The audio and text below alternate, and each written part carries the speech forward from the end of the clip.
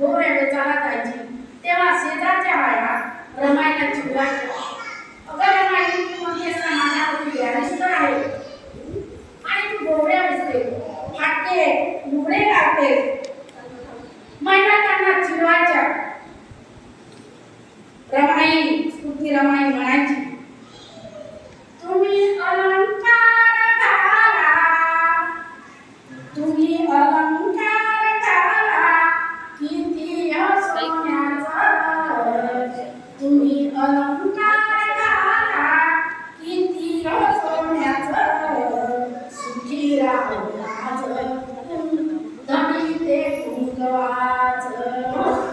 रमाई त्याला म्हणायच्या, सोन्याने म्हणा, चांगले तुम्ही शान घाला, मला काही करायचं नाही, पण माझा बाबासाहेब आणि माझं कुंकू हे जर मला सुखी राहिलं तर मी सर्व काही कमावलेलं आहे. काय त्या म्हणजे तुमच्या दागदागिन्याचं करू. अशी आमची स्तुती रमाई होती.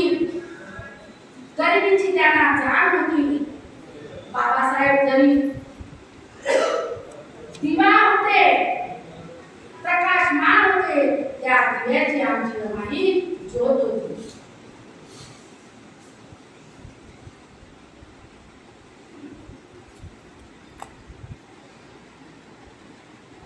एकदा काय झालं, बाबासाहेब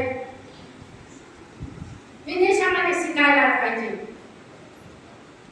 आणि विदेशामध्ये शिकायला गेल्यानंतर बाबासाहेब दिवाण होते.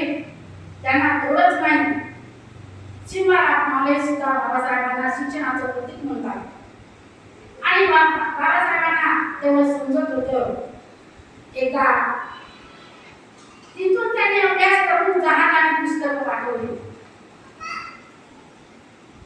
आणि दुसऱ्या जहाजामध्ये बाबासाहेब बसले. पुस्तकाचं जहाज घेऊन गेलं. तेव्हा या रमाईला बाया सर्वजण म्हणायच्या, तुझे बाबासाहेब बाहेर विदेशामध्ये गेले ना, ते जहाजावर येत होते, तेच जहाज बुडलं. पण खंबीर अशा ज्या स्तुती रमाई, त्यांचा जो विश्वास होता, त्या बायांना म्हणायचं, माझ्या बाबासाहेबाला काहीच होणार नाही, काहीच झालं नाही, माझे बाबासाहेब सुखरूप येत आहेत.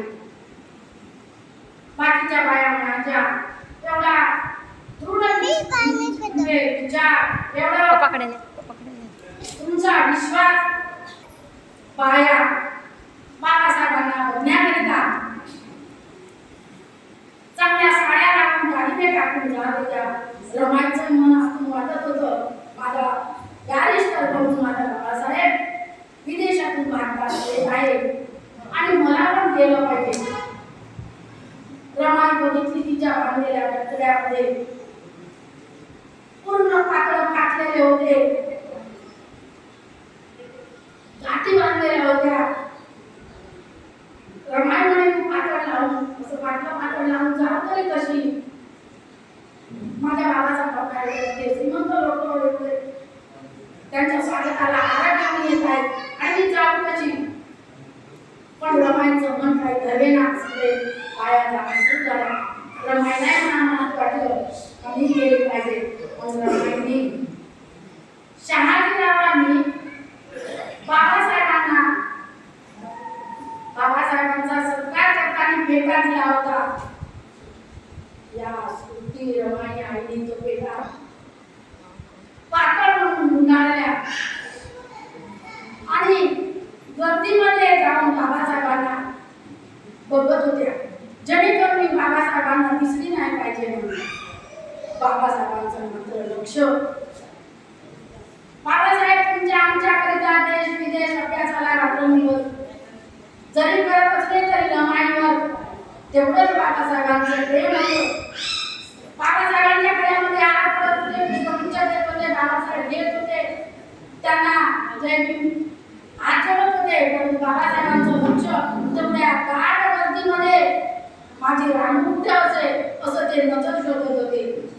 रानू गर्दीमध्ये दिसली. बाबासाहेबांनी रानूला आमची